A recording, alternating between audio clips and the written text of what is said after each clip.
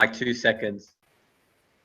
Okay, so this is the 11th podcast of Jono Talks. Today I have Jude Joseph, who's coming on again. I had him on in the studio, I think it was for the 7th podcast, and that was really good. He played a song for us at the end, and even though it's a Google Hangout, I'm sure, I think we've planned for him to play another song towards the end of the podcast as well.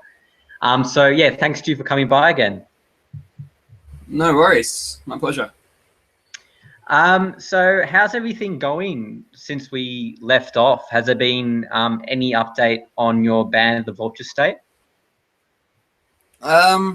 We've had a couple of practices and we're going a lot stronger now. We've got our momentum built back up. So, and Josh reckons he'll be able to get us some gigs soon.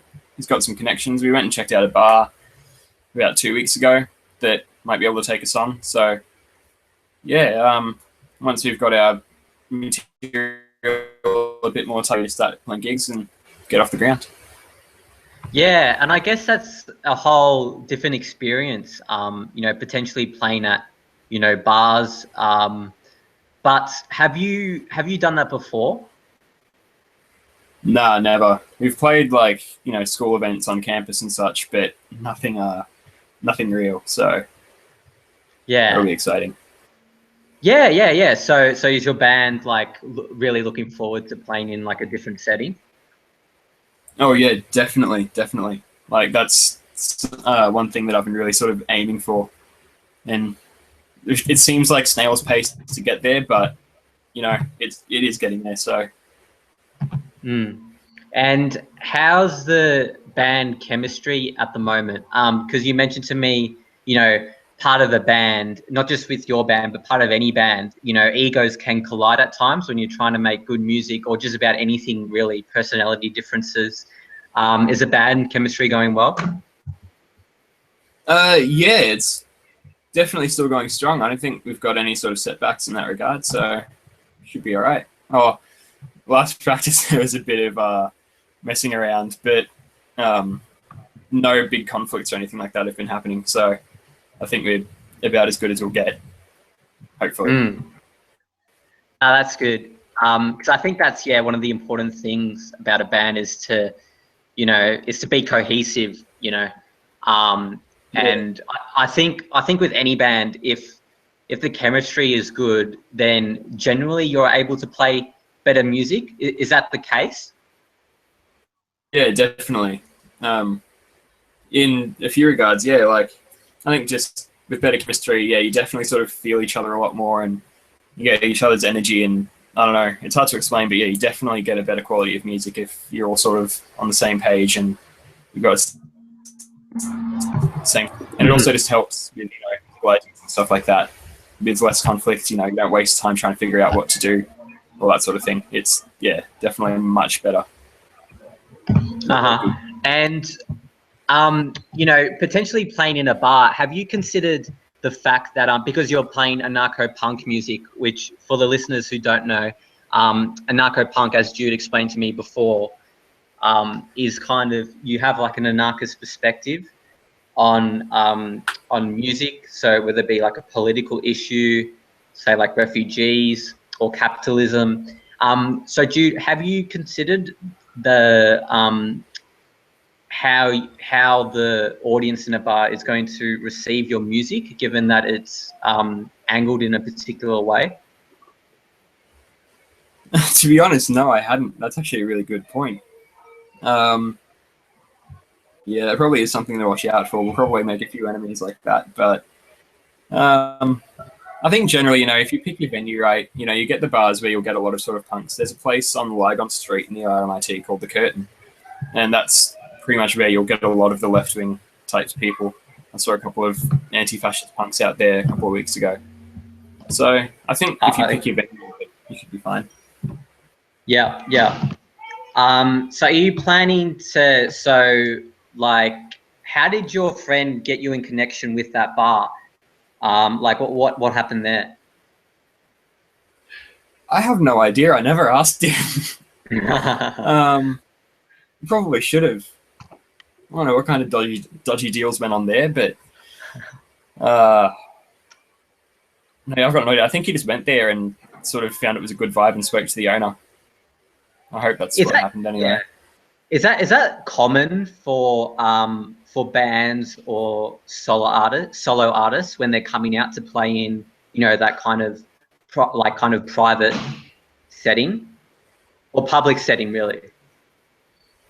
Yeah, I think that tends to happen. You start realizing how much you have to look after yourself as a musician because no one else is really going to do it for you, and so you pretty much just pick up all these sorts of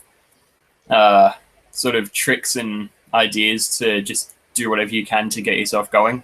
So yeah, there's not really like a handbook or manual that musicians follow to come up with stuff, but it just instinct. You go to a place, seems like a good atmosphere, there's a good band playing already, and you go, well, I could play there. So you talk to the bartender, try and get a hold of the owner. And yeah, so I think a lot of people do that. But yeah. Yeah, because you see now some artists, they can also go, you know, through, because YouTube is such a massive popular website. You know, some solo artists can, you know, do covers on there and whatever. Is that something your band may explore, like kind of playing music through the internet, like on YouTube, or is it more getting out there? No, yeah, for sure. We'll definitely be using YouTube and social media as a sort of tool. So yeah, I think that's where you'll get a lot of power. And even though it is, things like YouTube are owned by corporations, I think it's still a really good sort of anti-capitalist way to go with music, because I think for the first time, musicians have a really good avenue to get their music out there without having to rely on a major label and like sign a contract for it. You can just put it up and people can get famous with absolutely no one controlling them. So yeah, it's really cool. Like, we'll definitely be using things like YouTube, and we'll also be relying a lot on putting out posts and putting them out wherever we can. Yeah. No, absolutely. And I wanted to ask you about kind of, you know, have you ever considered going on something like Australia's Got Talent or Australian Idol? Well, the thoughts crossed my mind, so I'm sure it's crossed any performers, but I quickly shut that down. Like, yeah, I think most musicians absolutely, okay, that's a pretty generic term, but a lot of, you know, rock musicians and people that are actually, you know, in some position of not fame, but just exposure, they generally really hate those shows, especially in things like the punk community. Like Dave Grohl from the Foo Fighters, he's not a punk, but he's spoken about it. Because it's really quite ridiculous. Just putting a bunch of prospective artists in competition with each other and then deciding which one is the best and then giving that person just an automatic record deal. It's just not how it works. And that's why they never get any further than one album and about a month or two of fame, because it's just not how it works. You can't tell people what to like, you know? Like, it's just got to be out there and available for people to buy and listen to. And so things like X Factor, Australia's Got Talent, they just really sort of cash grab schemes, but they're not really there to actually get an artist set up. It's just there for cheap instant gratification. And yeah, and plus, I don't really believe you can measure how good an artist is. There's just different artists with different styles. Some people prefer other styles to others, but I don't think you can really measure what is good in music. Like, there's, you know, like things like that pretty much just to whoever's the most generic and crowd pleasing. And you can't really progress musically if all you do is reward what people already love. People have to get out there, experiment. If you think of all the best musicians in history, you've got Bob Dylan, Shane MacGowan from the Pogues, John Lennon, pretty much all of the most standout, Lou Reed, the most standout musicians in history have been musicians who weren't really conventionally pleasing. They sounded weird. Their voices were strange, and that's why they went down different and gave you something new to listen to. And you went, "Oh, I haven't heard that before." And so yeah, they would never have made it past the. Yeah, I get your point. You know, like, because, you know, subjectivity in music is a big thing. Especially, you know, if you're playing, you know, I think we had this conversation before in the studio, how like on the radio now, you wouldn't really hear anarcho-punk music. It's more just, you know, generic kind of catchy songs. But I mean, you have seen people do well in those shows. Like, for instance, Guy Sebastian from Australian Idol. He won a record deal, but he's gone on and done some good things. Shannon Knoll. Yeah. But I get your point. Like, how it's not like it's not like, you know, the best musicians have, you know, they don't follow down that path. You know, they always have like a unique way of going about it. Is that something you feel strongly about?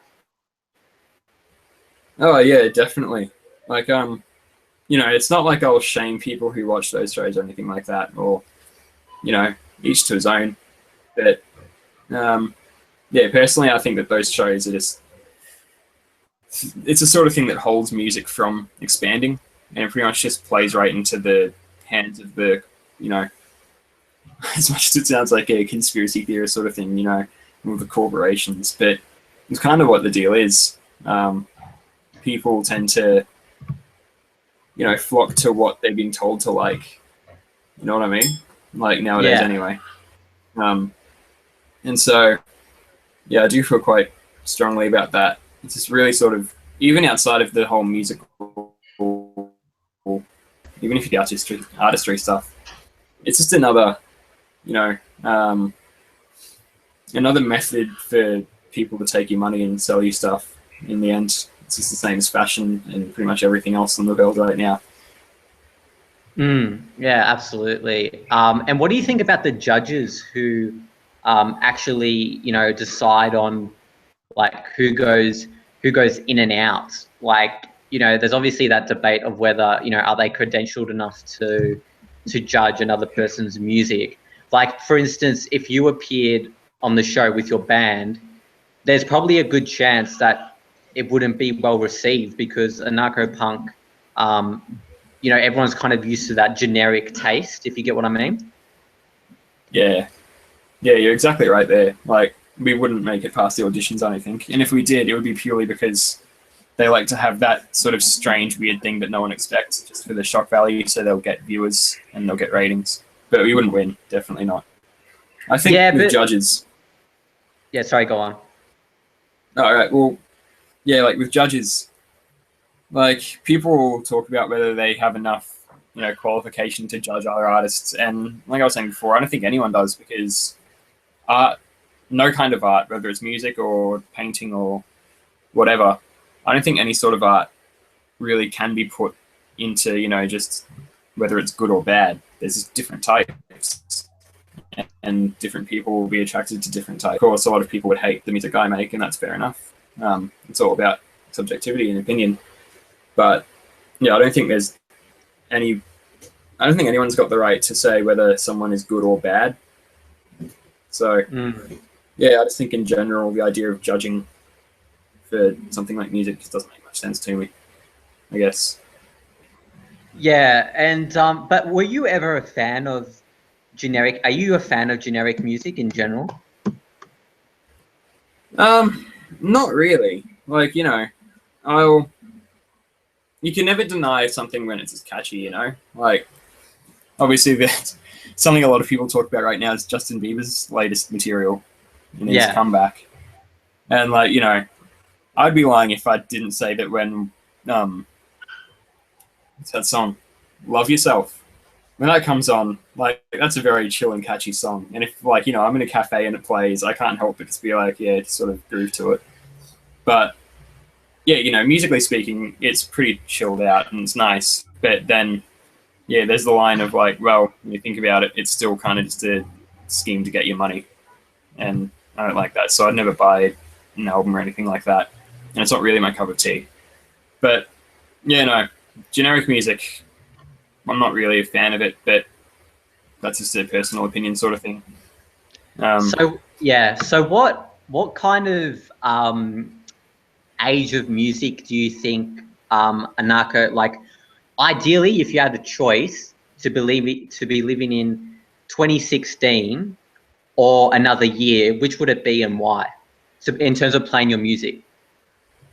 In a sense, I would say the 80s, because that's when it was sort of in its prime, and you'd be able to actually play alongside other bands with similar things, and there was a massive amount of people who would listen to it. And back then, see, the internet's good and bad, because with the internet has died the traditions of, you know, having posters in record stores, and record stores themselves are shutting down. And the thing about the internet is it's easy to get your stuff out there, but harder to appeal to a specific demographic.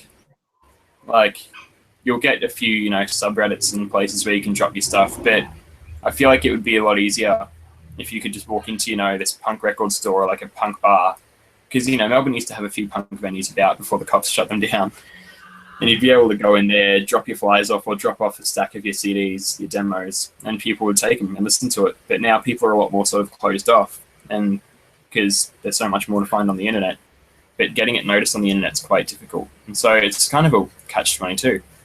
But ultimately, I think I'd still just prefer to do it here and now, because in the end, here and now is all there really is. So, Yeah, you know, it's kind of nice to be not in a trend by doing it. You know, you're not, in the 80s, it would be easier to get coverage, but at the same time, you would be doing pretty much the same thing that a lot of bands are doing. Whereas right now, it's a much more sort of straight and narrow thing.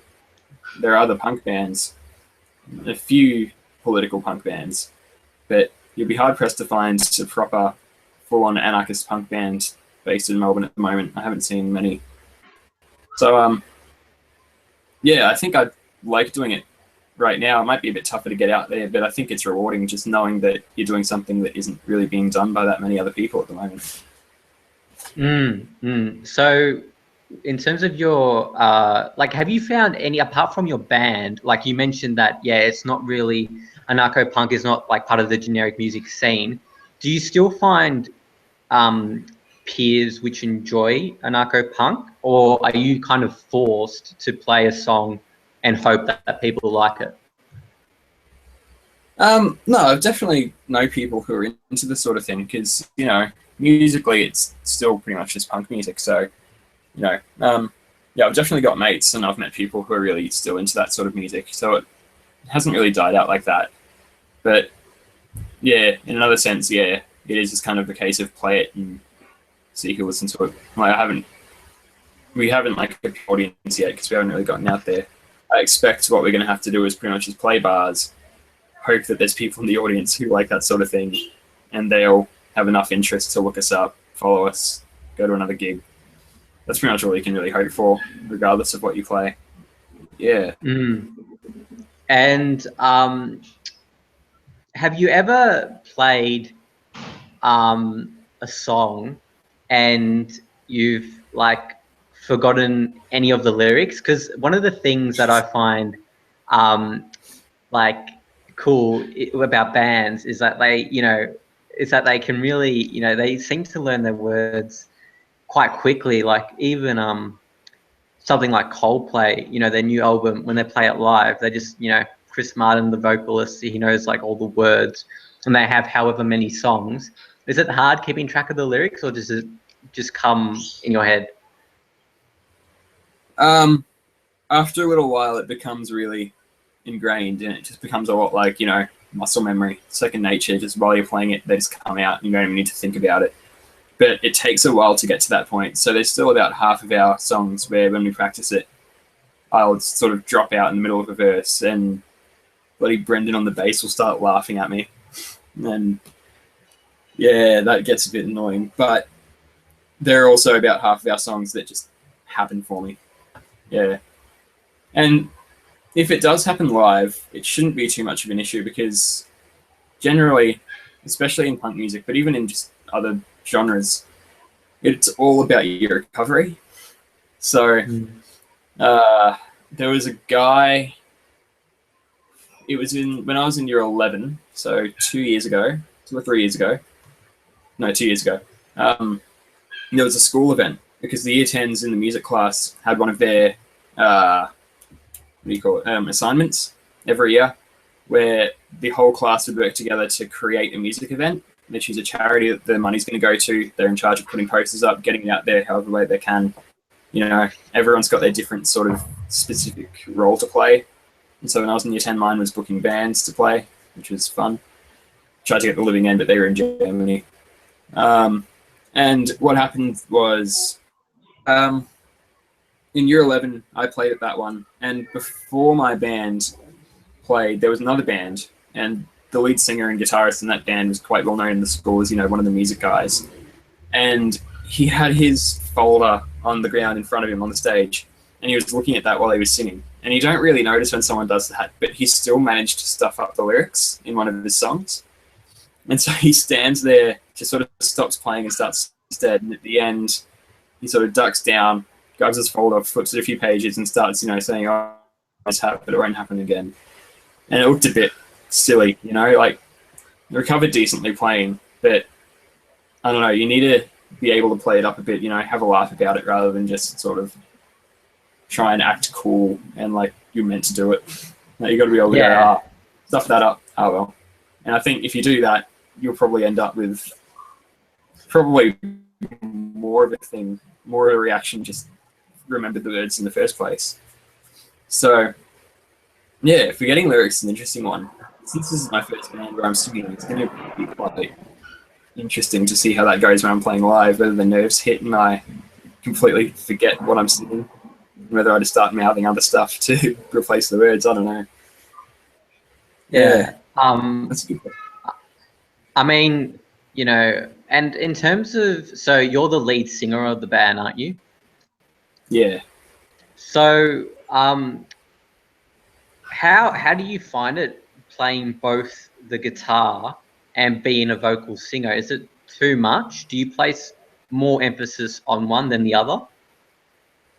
Oh, that's a really good question, because when we started out, I thought it would be no biggie because, you know, I can sing and play an acoustic guitar fine. But when you're in a band, you're holding up the electric guitar and you got to make sure that what you're playing is in line with the bass and that you're in time. Whereas you can just be lazy as all hell because you're the only one that's going to suffer. But yeah, in a band, you've got to be a lot tighter with it. And what happened was Brendan, I'm a fan of it as well, but Brendan is a big fan of like ska and ska punk sort of stuff in the 90s. And he still sort of does push for it today. He's got a really sort of thing for wanting to incorporate that into our music on a couple of songs. And we wrote a fairly heavy sort of ska punk song back in year 10, like right after we formed, or year 11. And when we did it, it was just shocking because I was on the guitar, and if you've heard any ska punk music, you've got to really sort of, or even regular ska, the guitar keeps the rhythm. So you've got to sort of like do like these sort of upstrokes, and it's just like you hit the strings every like second beat. And so we tried that, and it just came off awfully because at the same time the lyrics are really sort of like hard hitting and flowing, just like one word for every beat. And so you had to somehow manage to keep the rhythm on both, and we failed at that. And it was at that point that I said we need another guitarist. And so that's when we found Josh a little while later. It took a while, but we eventually got him into the band. And I wanted to, at the time when I made that decision, it was also the fact that with punk music, I don't know, if you go to a punk show or watch a punk band play live, there's a big emphasis on your stage presence in punk. You've got to be able to, you know, engage. There's one of the bands I listen to, Leftover Crack, and they are widely known as being awful live because he pretty much just stands there holding the mic and just sort of drawing the words. Whereas if you watch, there's a local band in Melbourne, Clowns. They're like a hardcore punk band. I've seen them a few times live, and he's mental. He's got like these crazy eyes, which is like all sorts of moshing and violence, and like he jumps all over the stage. He's all over the place, falls on the ground, sprays beer all over the audience. It's a mad time. And so that's kind of what you need for punk, because that's what gets the audience riled up, and that's what makes them want to mosh. And that's what, you know, in punk and metal, a mosh is what you want, because that's crowd involvement. If they're not moshing, then they're not really into you enough. So that's pretty much... Yeah. Sorry? Because I've never been a part of like a mosh, because I've never been to like a live concert of like an anarcho-punk band, but I've always been fascinated. Like, you see them on YouTube, you can go and type in like mosh pit or something. Like, you know, some of the things that happen there, you know, they're quite interesting. Is that a necessity of a good anarcho-punk band, that, you know, a mosh is actually created? It sounds funny, but to get that like kind of crowd involvement. No, definitely. Any punk or metal band, a mosh is the indication of how much the audience likes you. So if no one's moshing to your music, then they really don't care about you that much.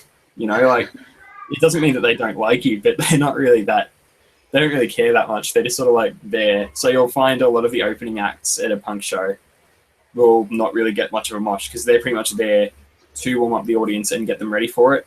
Because, you know, even punks are a bit too reserved to just instantly start jumping around and pushing each other over. They need that sort of thing that gets the adrenaline going and makes you want to run around and hit people.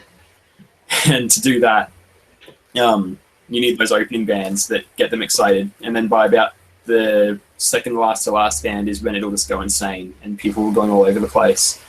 So when I saw Friends or Rom live, Clowns, I was still too like down. I got involved heavily in the Clowns mosh pit at New Year's when I saw the Bennies, but at Friends or Rom, I was a bit more sort of But then when Friends all came on, I went insane and I almost fell over quite a few times. But thankfully my shoes are broken and I can bend my foot a lot.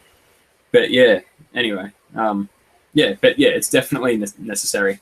If they're not moshing, they just don't really care very much. But can't you get like really injured and hurt in a mosh pit?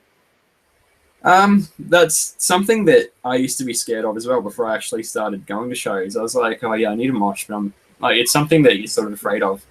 But it's actually a lot better than it looks. Once you get in there, the thing is, metal and punk, they're some of the most caring communities you'll ever see. So as long as you're seeing any band that's not, you know, there are those couple of bands where the fan base is just absolutely like insane and just not good people at all.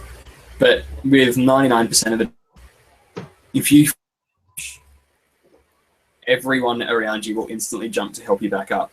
Like, you'll never just be left on the ground to get trampled. Okay. So yeah, it's like, yeah, you're never really in that much danger. Like, you can definitely get hurt or injured, but generally speaking, people will be, you know, all right, backwards, someone's going to grab you. And if you do fall on the ground, you'll get 3 people instantly picking you back up. I've fallen over in a mosh before, and I've helped a lot of other people up as well. And they definitely, When we saw the Bennies, mate Cav, you know Cav, he got really into it as well. He smacked his head on a stage monitor, and he's fairly out of it a few hours later. And and at the end of the show, someone came up to him. I've got it mixed up. I think it was at Friends or Rom. Someone came up to him, shook his hand, and this guy was drunk, and he's like, mate, you saved my life so many times tonight. And like, you know, just started really thanking him and hugged him. And yeah, that's what it's all about. Like, it's not just about going insane. It's also about, you know, that unity and that sort of caringness. So no one's going to really get too hurt in a mosh pit. You're pretty safe. You're in good hands. Yeah, that's a good point you raised. Like, even though a mosh pit can, you know, develop, there's always that kind of mutual respect in a way. Yeah. Yeah, that's what makes it so beautiful. Like, there's such a sort of, that's exactly what it is, mutual respect. There's like, you'll get the odd idiot who's just trying to have as good a time as possible and like starts putting other people in danger, or even like themselves in too much danger. Or call them out. Like, so yeah, that night at New Year's when we saw the Bennies during Clowns' set, this is the first time I was even seeing them. Some guy in a Black Flag singlet was he jumped up on the stage and like sort of backflipped off the stage into the audience. In the next song, after that song, the singer just said, "All right, if you're insisting on breaking your neck, can you not do it at one of our shows?" And everyone laughed about it. 2 seconds later, the guy's doing it again, and I could see the singer look at him and just like, get off the mic and just like yell at him. And then that was it. He just kept doing it, and they just stopped caring because after that, it's, well, do what you want to do. So yeah, you get those odd sort of people that kind of take it too far. But generally, yeah, it's a really mutually respectful sort of thing. No one's really in it to hurt anyone. Everyone's, because that's the thing about a mosh pit as well. It's very, compacted, and you'll get that wall around the front to stop it from spilling into the audience. And so when you start falling into that wall, the people in that wall will push you back into the pit, unless you walk out and look like you're trying to get out of it. And something you get a lot of is you'll get people who don't want to be a part of the mosh pit, but they're at the front anyway, and they start, getting all indignant about the mosh pit. When we saw Friends All Wrong and during Clowns' set, it's always Clowns. That's what all the stories are. There are a couple of women, like, not to be sexist, but it's usually women. Like, I see just as many women in the mosh pit, so it's not that it's just women in general, but sometimes you just get a couple of girls who want to be up close to the band, but like don't like the mosh for obvious reasons. And it's fair enough not to like the mosh. It's not that when you go to a punk show you have to mosh or else you're a pussy or anything like that. Like, it's fine.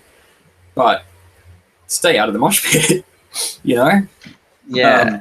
So they're standing right up in the front, and they kept turning around and looking at all the moshes with like looks of disgust. And then a couple of other guys will jump in, and they're like, some other punk guy went up and like put his arms around them, so like holding onto the rail in front of them, and so like blocking them from the mosh and turning around and like yelling at everyone and swearing at them and stuff. And I was just looking at them and I'm like, no, if you're at the front of a show, then you got to expect to get caught in the mosh.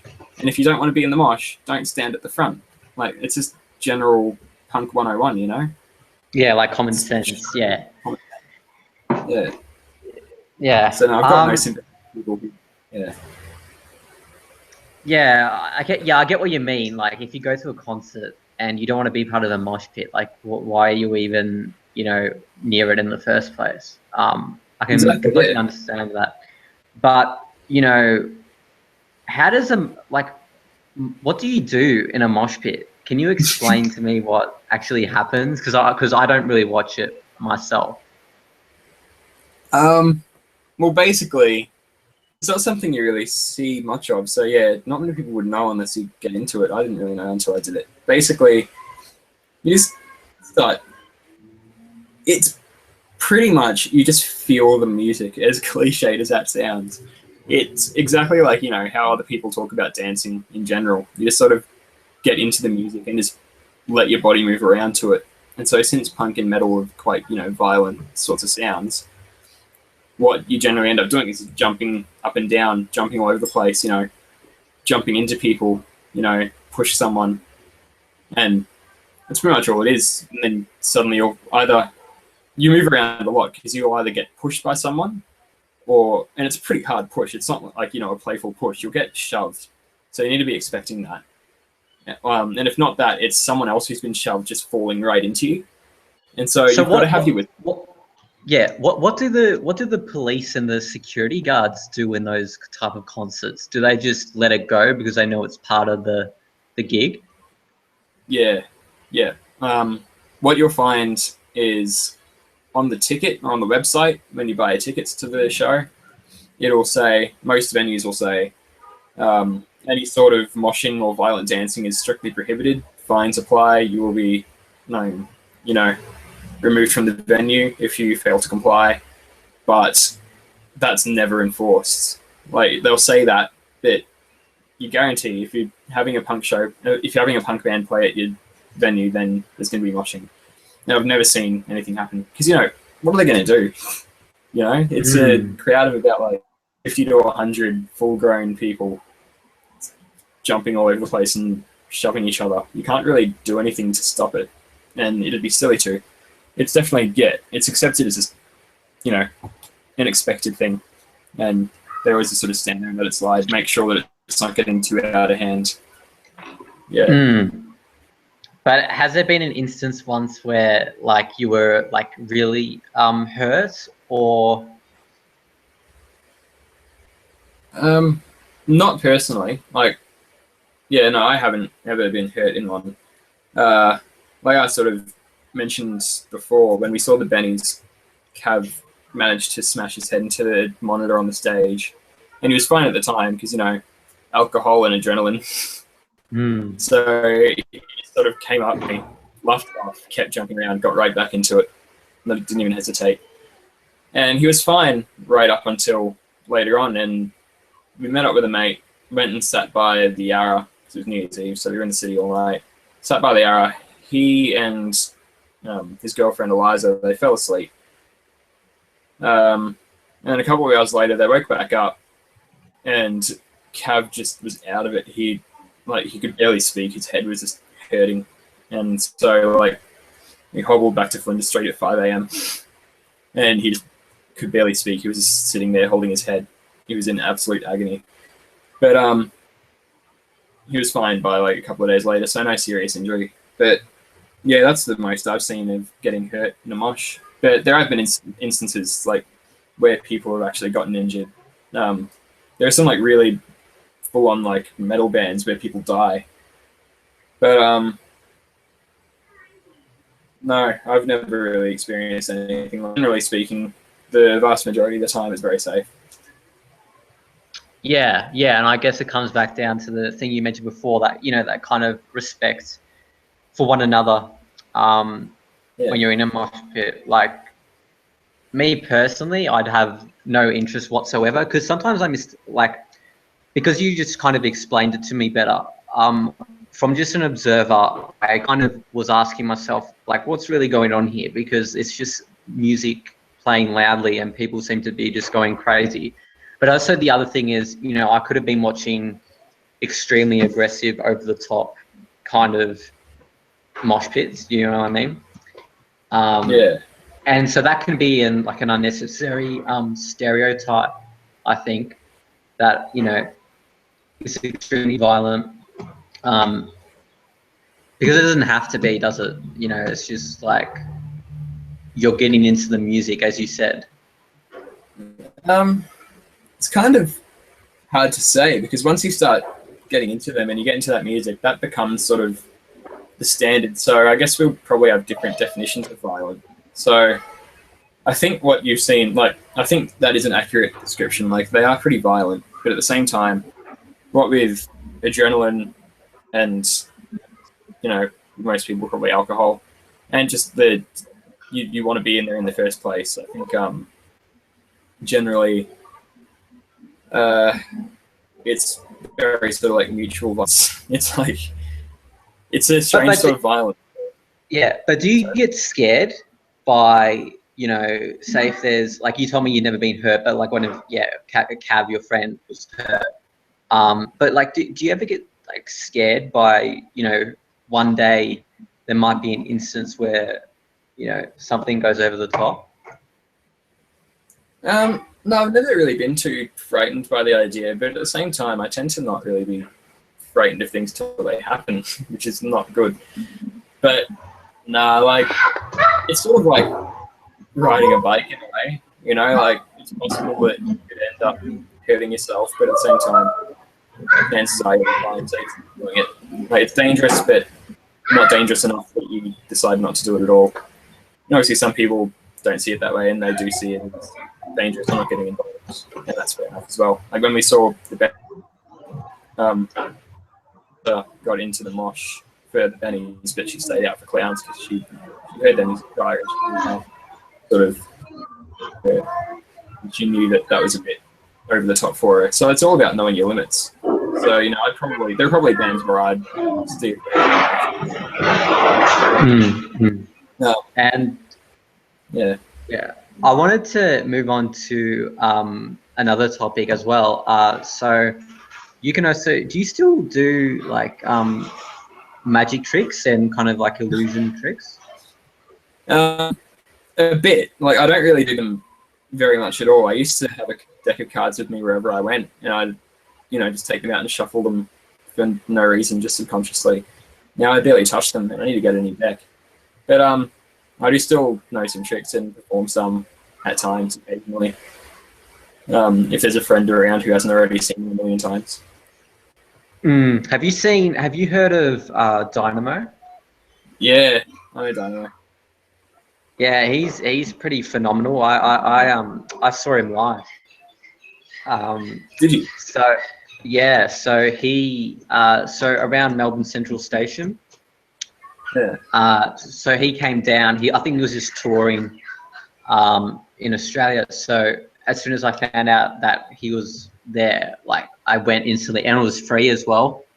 And it was quite cool because it was very windy, and he was still doing these amazing card tricks where he was not even card tricks, like how he balances the cards on top of each other. Right. And it was extremely windy that day, and I had no idea how he was managing to do that. It was honestly incredible. He does, yeah. So were you going to say something? No. I was just sort of reacting. Yeah. Dynamo is really good. Like any magician who's got his TV shows and stuff, he's got like a couple of, you know, gimmicks stuff where it's like a fake, but there's no denying he's got some really good skills with cards.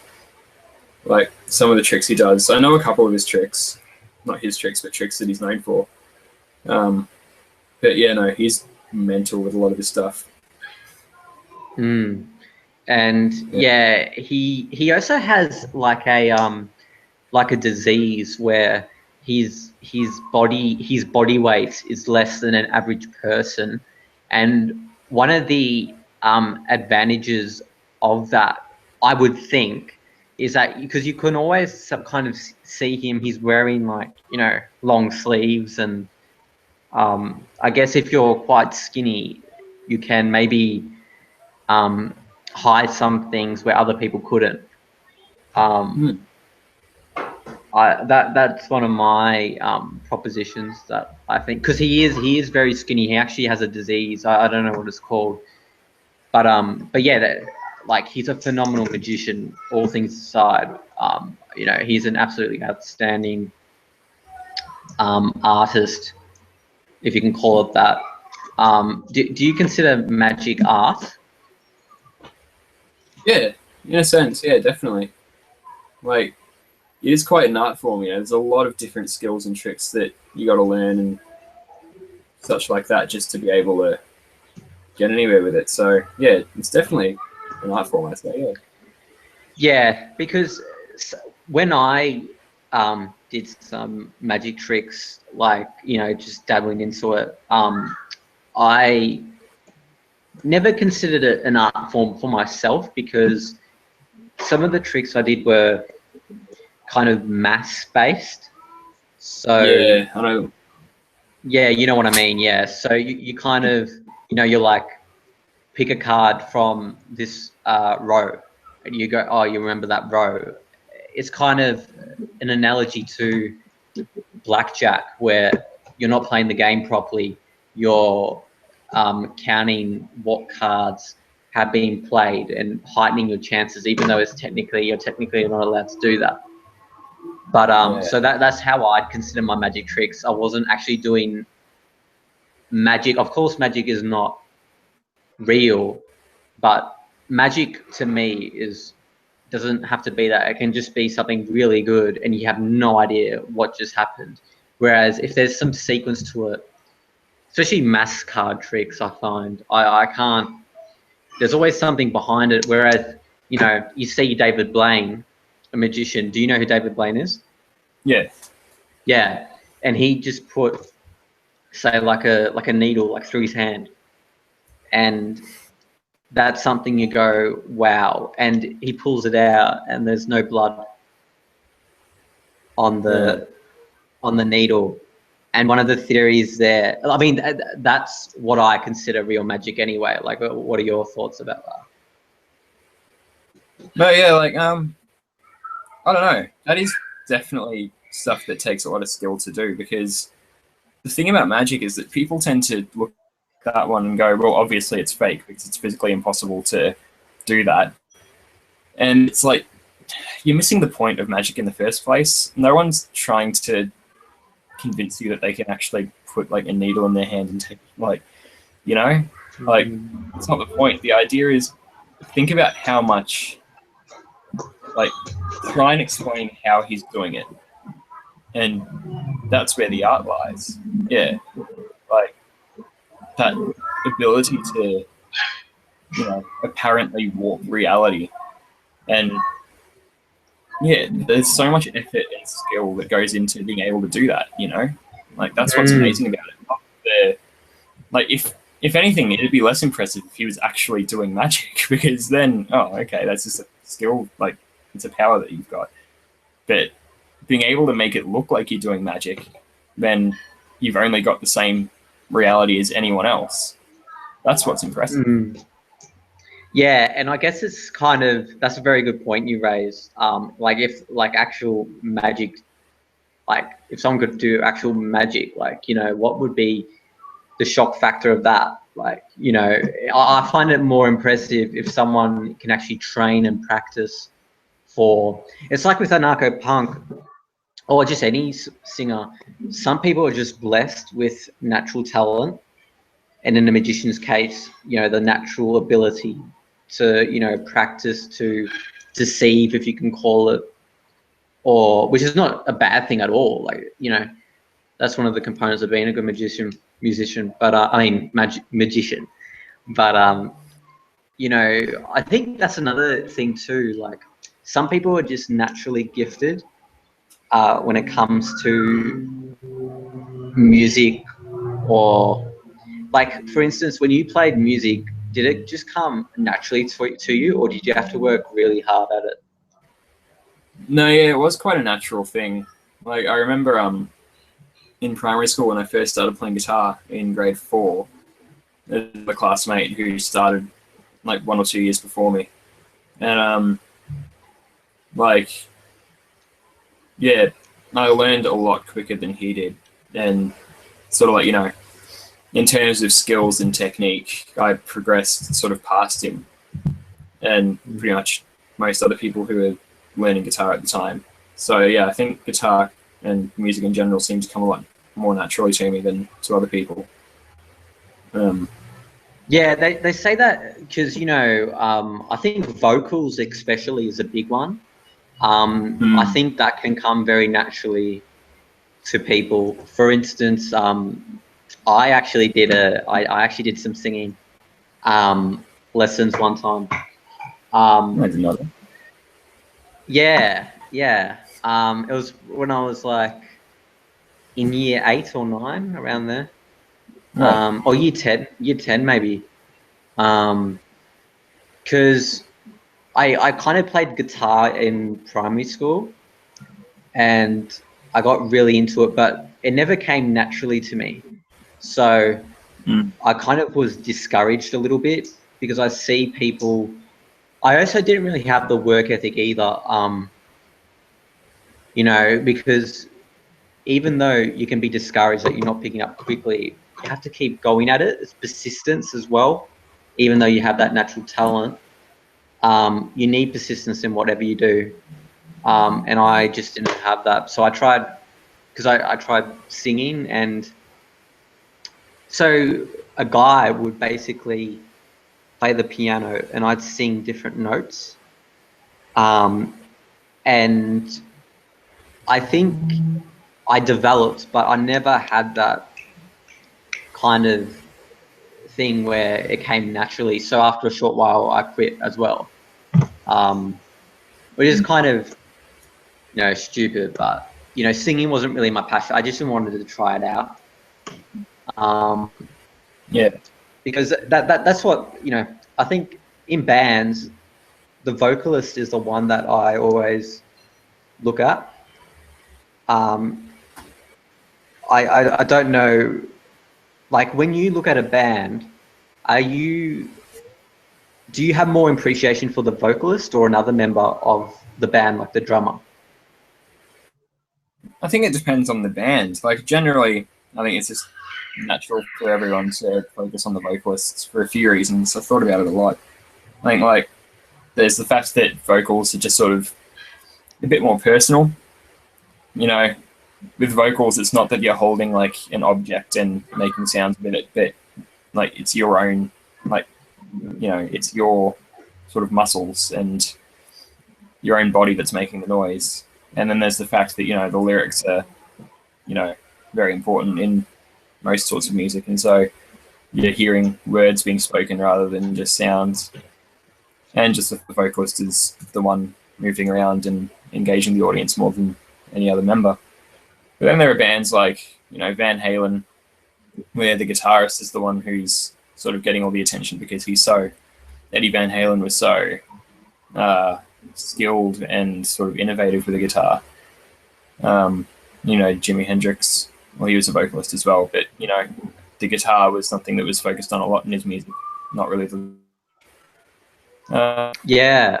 For instance, an artist that I can think of right now, John Butler, the John Butler Trio band. You know, John Butler, I think he's a vocalist. He's a tremendous singer. I think he used to busk as well. Around, isn't he a Melburnian? I think so. I don't really know much about him. I could be wrong, but he's Australian, yeah. Yeah. But you know, he's someone who hasn't gone down that, you know, Australian Idol fame pathway, but he's someone I have huge respect for. One of his songs called Ocean has to be one of the best songs I've ever listened to, and it's no vocals at all. It's just him with the guitar, and he's just playing some phenomenal music. I really just like the tempo, just everything. I saw him live. Sorry, I mean on YouTube, so not actually there, but I saw him live on YouTube, and he wasn't a fake artist. Like, he really believed in his music, because I think that's another thing as well. The audience can catch on to, you know, if you're being real or not, because, you know, with your music, anarcho-punk, that's another thing as well. You have to actually believe in your music there. You can't just walk into that genre not faking something, you know what I mean? Yeah, for sure. Yeah, because otherwise, why are you doing it? And, you know, that can be an issue with generic music as well. You know, trying to get an audience reach when you yourself don't really believe in it. Yeah, that's definitely what happens.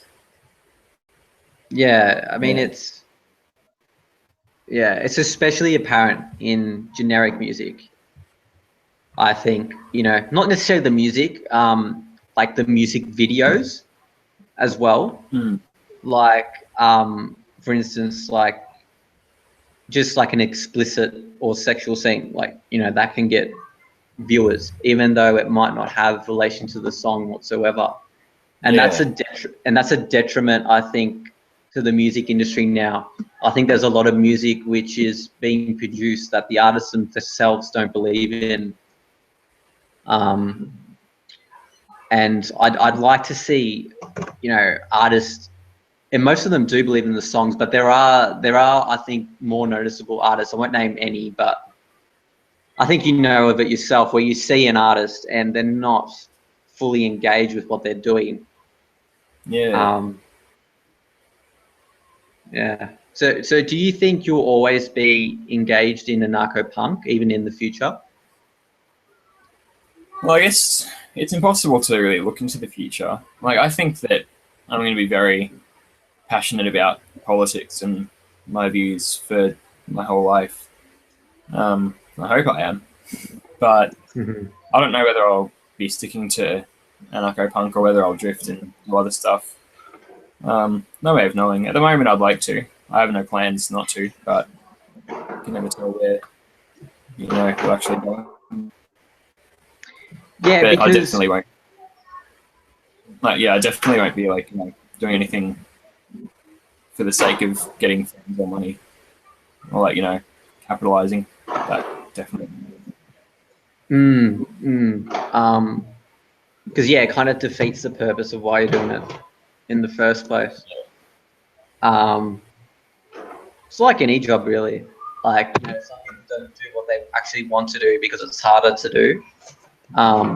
Whereas with this podcast, my ambition one day is to do something in the media field. And that's quite difficult because sooner or later the newsprint forms, they're going to die out. Except that's not really my interest. My interest is more so broadcasting and television. I think that's more engaging. I think. Yeah, because you're actually watching something live. You're listening to opinions. Because I could take the easy option and do something like business, say.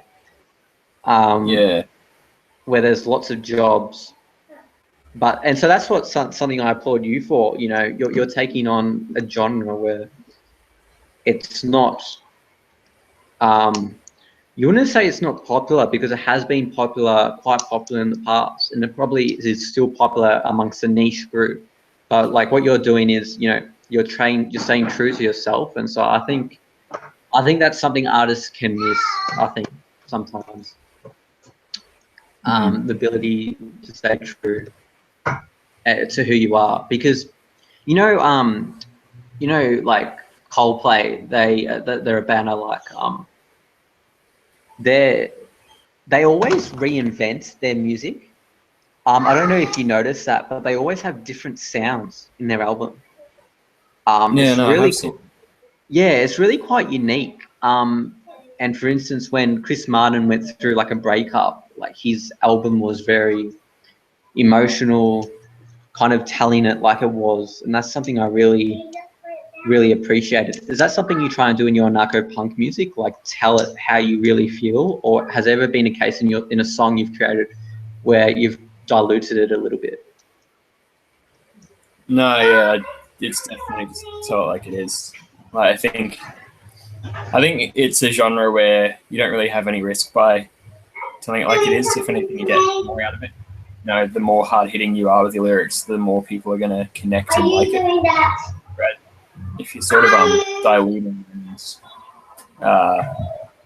trying to water it down, people are just going to see it just like that and turn off. It's definitely a genre and area where brutal honesty is what people want, and there's not really any room for beating the bush. So what advice would you give to artists who want to potentially be an anarcho-punk artist in the future? What do you need to have? All you really need is just a solid moral compass, I'd say. There's pretty much no effort in making the lyrics as long as, like you were saying before, what you're writing is what you believe. So if there's something, it's definitely not something you can get into if you don't have that passion for politics and social issues in general. I think it's really quick to lump things into politics these days, but yeah, let's say if you see a news article about anything, what we've got a lot of right now is anti-Muslim demonstrations. That's something very sort of popular in Islam. So if you see something like that, if you see an anti-Muslim, as you said, and you find yourself quite angry or annoyed about it, first thing you should do is grab a notepad or something and write, and don't hold back. You know, you can have a swear word every second word. Just don't hold back and just write exactly what you feel about those people that you're seeing. And say, you know, if you think that they're a bunch of idiots and that they're yelling at nothing, then say that. And then that's pretty much it. Like, that's all you really get. Passion and that anger demonstrates itself. Yeah. So do you draw any inspiration from rap artists? Because, you know, some rap artists can, you know, well, I guess some can just do it because it rhymes with the next word and they're trying to be catchy. Like, there's a few artists that do that. But someone like Eminem, for instance, are you a fan of him? I don't mind his earlier stuff. No, like, I think he's talented. I'm just not a big fan of the path he went down in his career, but yeah. Yeah, because he's someone who, I think his lyrics are really quite based off like events which have happened to him. And he's not really political, I think, because he's never been brought up in that. He's never kind of had the education you or I have had. And this is a conversation we had before, actually, about how, you know, people who, you know, how we were talking about on that podcast, like about, you know, being, say, like a fascist, but you were kind of born into that culture. Yeah. In that environment, that, you know, when it comes to being a rap artist, like, he was born into an environment where, you know, he was told, well, you know, he just had to do something. I'm not too sure. I watched his movie. Should watch it again, but it's really quite inspirational where he's got himself to now. See that, like, with a lot of bands, you know. But how do you feel about like people playing at like train stations and stuff, like, who don't have any money? Do you feel any empathy for them? Like, obviously you do. Oh, yeah. But like, do you go up and like listen to their music attentively? No, generally not. Purely because when I'm in the city or anywhere like that, generally I'm actually, like, I've got somewhere to go, so I don't really have time to sit down and listen to someone. But and I'm also quite a poor person, so I generally don't have much money or any money to give, let alone to buy lunch. But Yeah. if I do have money, I have usually as much as I can in my wallet. Yeah, no, definitely. Like, the thing is, I remember a couple of years ago, there was it Dennis Napthine? I can't remember whether it was the Premier or not, but someone, one politician, like a state politician, talked about buskers and talked about, like, you know, the, you know, not, I don't remember the phrase he used, but it was something about street artists and street musicians who weren't good, like, weren't very good. And he was talking about, like, you know, the ones who don't really have much talent that, you know, are on the streets, and talking about wanting to, you know, get rid of them. Like, you know, try and play any buskers who didn't actually sound pleasing to listen to. And I thought that was absolute crap, because what you'll find is, obviously there's talent, but what society is used to hearing is, you know, vocals and such that have been trained, and, like, you know, people who've been, like, professionally coached. That's what you get on all those shows like X Factor and stuff, which is another issue I've got with it. You know, it gets things like what's on the radio and what you see on those talent shows. It gets mainstream society used to hearing something that's quite artificial. Like, not that there's anything wrong with getting vocal lessons, you know, like, if I could afford it, or if I really had any interest in being polished, I'd do it as well. And in most genres, you kind of need that. So even in like metal and some forms of punk, you need it for streaming. But the thing is, a lot of those buskers you see, the ones who actually need the money, like if they need your money, where would they have gotten the money to get that training to make themselves sound really good? You know, where did they get those guitar lessons from? You know, so you'll get the street musicians who sound amazing, but they're also the ones who like probably don't need your money as much as the ones who are sitting there just playing like a really dodgy, broken down guitar, and you know their voice doesn't sound that great. But that's because they've got nothing, and that's why they need to play that music, because if they don't, then you know that's their only way of really getting anything, to get a few dollars. And so it annoys me when people talk about buskers who don't sound good, because yeah, they don't sound good because they haven't had the money to make themselves sound good by your standards. So well, yeah, and it also comes from people who don't actually play music, you know, and that's another thing as well. I mean, people can criticize musicians when they themselves haven't actually played music. So not just buskers, just anything, anarcho-punk artists. Do you find that annoying when people don't really know what they're talking about? Incredibly annoying, you know, like that's actually a massive pet peeve. I didn't like think about it, but yeah, that is something I have thought of. Like, and yeah, that relates as well. That's another thing. Like, people, you know, flock and watch and film and admire the guy who's like standing up with his like really good guitar, his like mic set up, you know, on Swanston Street, and he's just like belting out these cover songs that everyone knows, and everyone loves it because his voice sounds really nice and he's so attractive, and you know, oh, I know that song and it's such a nice song. But, you know, it'll be the most generic like love song that he probably can't even relate to. Whereas you've got this other guy, you know, it's this really sort of skinny, scraggly guy playing a really dodgy guitar, sitting on the ground, you know, trying to sing his best. He's probably, what he's playing is probably stuff that he's written himself or stuff that he can relate to. He's probably actually pouring all of his sort of heart and soul into what he's playing for you. And everyone just walks right past and no one really takes notice. It's because it doesn't sound nice and he doesn't have a hot body. So yeah, that's something that frustrates me. Like, people don't listen, like people don't look into it for the musical integrity of it. They just, it's a very sort of instant gratification sort of thing. If it's nice and it looks nice, then that's what I want. But even if the lyrics have absolutely nothing to them, there's no substance to it.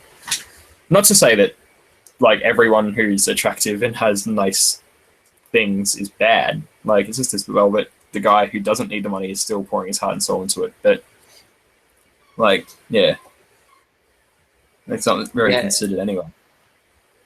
Yeah, no, I think that's a very good point. Because sometimes you can have, you know, people who criticize artists, and you know their criticism has no real bait. Like, I have a lot of not necessarily for music, but say like an AFL footballer even, or you know they're criticizing a player, but you know if they were in their shoes, you know what would they be saying? You know, it's you know, you need but for instance, how do you measure yourself in an anarcho-punk band?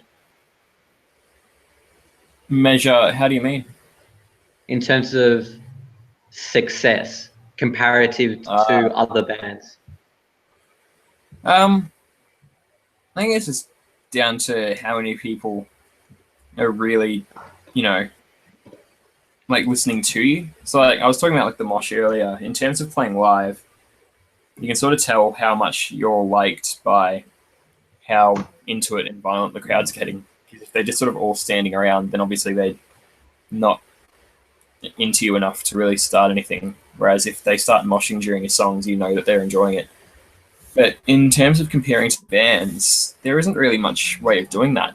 Like, there's no real, you know, it's not like in commercial music where people use YouTube views to determine how popular someone is. You know, you don't have that. You kind of just got to do your own thing and see how many people are following you to different shows, following your social media accounts, and buying your albums, and that's where you find your success rates. And if no one's bothering to actually, sorry, yeah, but is that something? Because you told me in the previous podcast that sometimes like you don't have like very high, or you're, I don't know what the term is, but you're minimalistic or something. What's it? Yeah, yeah. But surely when it comes to your music, you must have goals and ambitions to be a great band. Yeah, definitely. In our own right. Yeah. So like, it's more famous and successful than other bands, but we want to make sure that what we're putting out is, our main focus is originality, which I think is something that, in terms of punk ideology, should be every punk band's chief aim, because it's the entire point of punk is to try and distance itself from the norm. But at the same time, it's something that gets lost by a lot of bands, and so you get a lot of bands who sound exactly the same as each other, which is quite tragic. For hardcore, it's pretty bad for that as well. But so yeah, really, what we want in terms of greatness is just to make sure that what we're making is fairly unique and just our own sound. We're not trying to imitate or carbon copy someone else, and what we're making is original enough that someone can hear it and say, assuming that we had a decent amount of fans and quite a fan base, our song could come on and someone could instantly go like, oh yeah, that's Vulture State, not, oh, this is a punk band, and I know about 5 bands who sound like this, so wait till the vocals come in before I can tell you who it is. Yeah, I think actually, I think that's a key way of knowing how original a band is and how unique their sound is. If you can tell who the band is before the vocalists have started singing, then they're probably unique enough. Whereas if by the time the first verse has started, you can't really put your finger on who it is, then they're probably not necessarily complete. There's probably room for more experimentation. Absolutely. And so did you so I'm thinking about, so ending off the podcast around here, did you want to play a song towards the end? Yes. Do you want that now?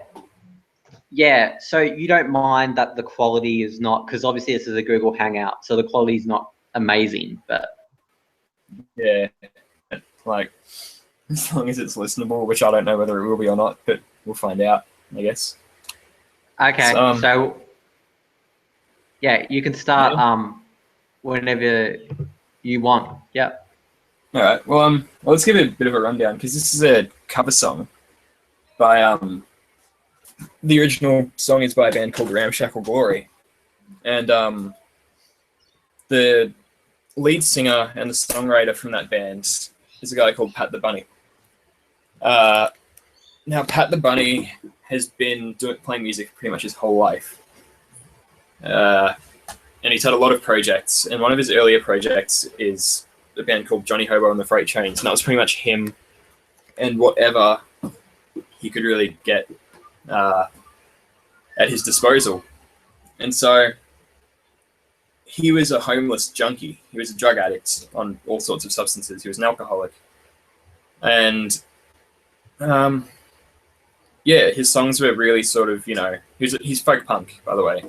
So it would be, acoustic guitar, trumpets, a drum machine from a computer. And he was just screaming out vocals all about, his own problems, the drug addicted life while he was going through it, homelessness, police violence, pretty much everything he was experiencing, and his political beliefs. And, a very sort of nihilistic sort of, everything's meaningless. Just get drunk and do everything. And then eventually, after that and a couple of other projects, he went into rehab in 2009. And he came out and he started making music again, but he's clean. And he's completely rejected that original band, the Johnny Hobo and the Freight Train stuff. He doesn't sell that stuff anymore. He doesn't perform it. He pretty much ignores it and pretends it doesn't exist. and his lyrics became a lot more sort of hopeful. And he still, writes about those sorts of times of his life, but it's much more sort of mature and, developed, and he's got much more sort of a much more developed outlook on life, and he tends to reflect a lot more. So this is a song from Ramshackle Glory's first album. The song's called Never Coming Down. Song for the desperate. Song for the guilty.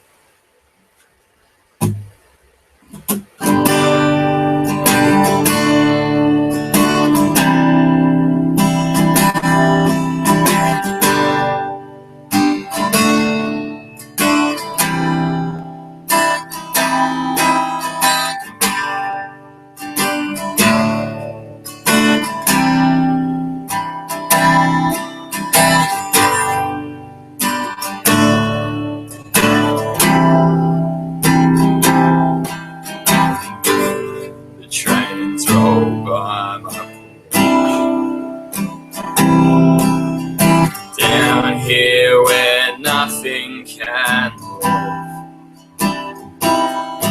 I've been smoking too much, 'cause I am no exception. You knew that already, I think.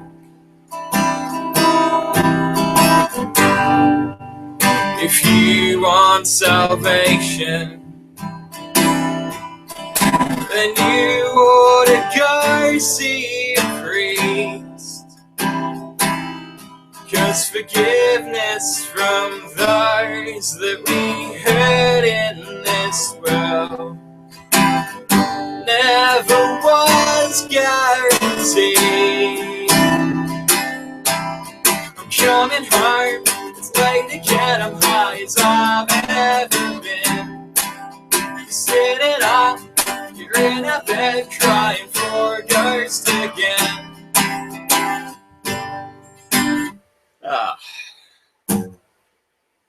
That's why you should practice your songs. No. Yeah, no, I've forgotten that part of the lyrics, which ties into what I was talking about earlier. If you can recover well and laugh at yourself, then you can do whatever you want. Dude, that's fine, man. Because the Google Hangout quality is, sometimes it lags a bit. But yeah, but it was fine. It was fine. But yeah, no, that can easily happen, and that tied into our discussion before. How lyrics, it's hard to remember everything. When it comes to songs, I'm not a big lyric guy. Like I can't really remember the lyrics of most songs, even if I really do like them. Can you remember the lyrics of songs you generally like most of the time?